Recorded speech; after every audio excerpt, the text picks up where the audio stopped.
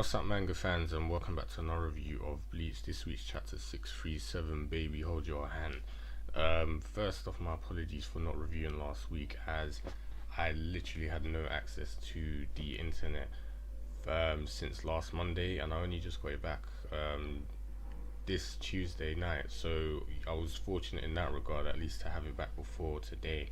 But the only thing I could say about last week's chapter was it was enjoyable, mostly due to the Mayuri and Kenpachi duo combination, because their contrasting personalities and the way they act really makes the chapter seem enjoyable and hilarious.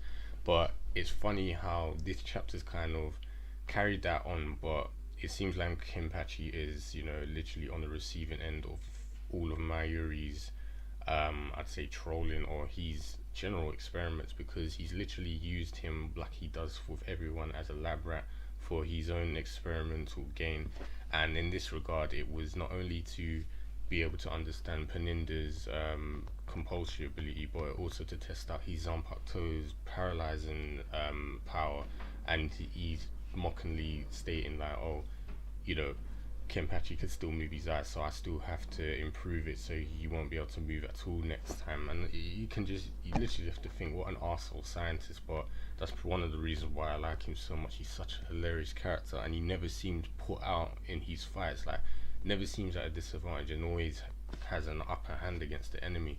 But I feel like this time it might be different, because there was the dialogue between Ikaku and Nemu seemed a bit dark, whereas Ikaku obviously was angry about Mayuri using Kenpachi, and Yumichika stated that he used him to basically get him out of the way so he can fight Pernida on his own, and then states that Mayuri's always like this, and Nemu says yes, I hope so this time. And then after, he was confused, thinking, what do you mean? It's like, it's as I said.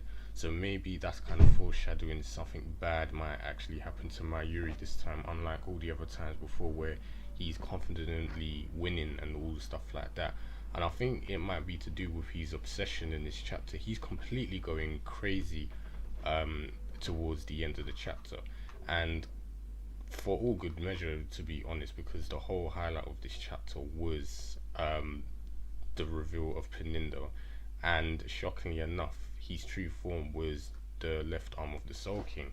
So this is literally, put Mayuri in a complete, I might as well say, fantasy rage, where he's wanting to know so much more.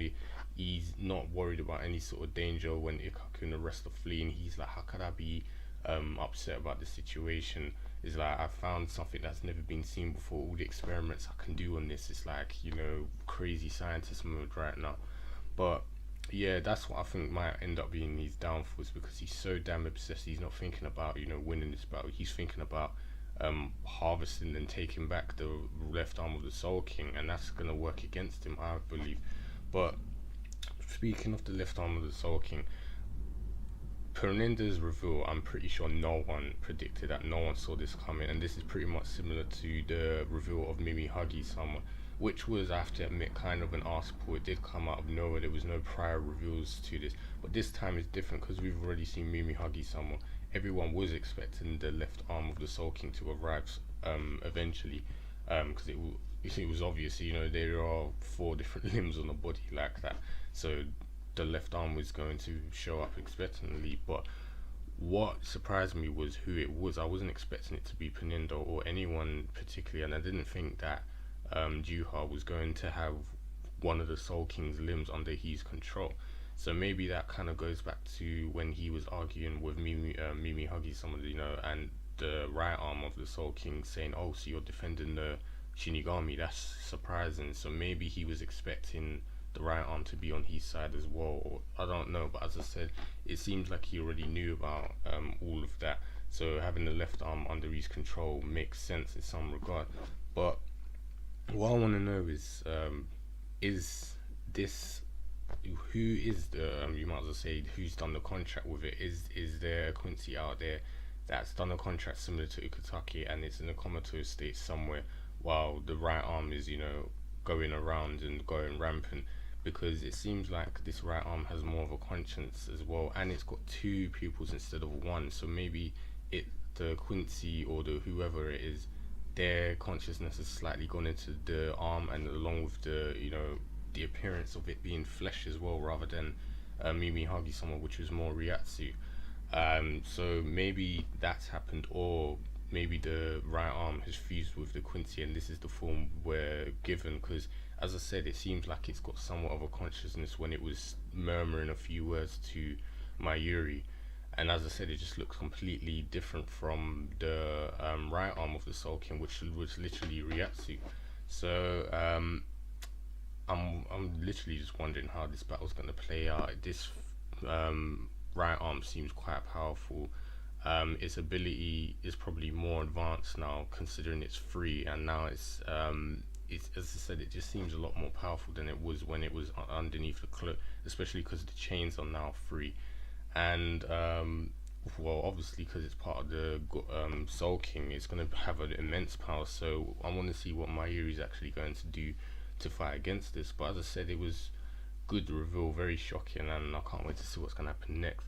The only other thing I can take from this chapter is that Ukitake must not be dead, because it seemed like Mayuri confirmed that he's only unconscious when he said the Ryatsu from the left arm of the Soul King was similar to Ukitake's Ryatsu. So I'm assuming he's still alive, and I think it's safe to say that there's most likely going to be the legs of the Soul King somewhere. And if this is correct, there's sort of a weird pattern going on, whereas the right arm was for the Shinigami, the left arm is Quincy. So maybe the other two, like the legs, are gonna be one for the hollow and maybe one for humans or something like that. Who knows? That's another theory I was thinking of.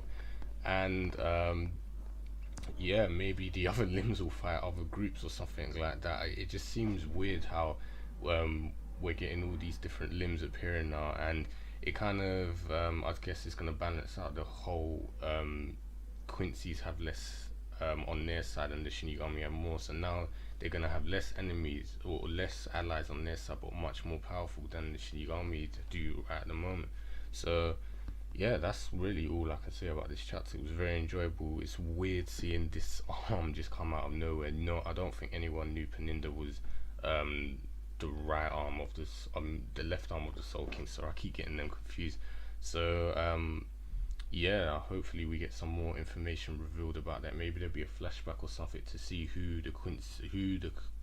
has the contract with this arm, and when Juha did it. And I think that's more or less I want to see. And obviously to see how Mayuri's going to fare in this fight, because as I said, I feel like this might not go too well for him.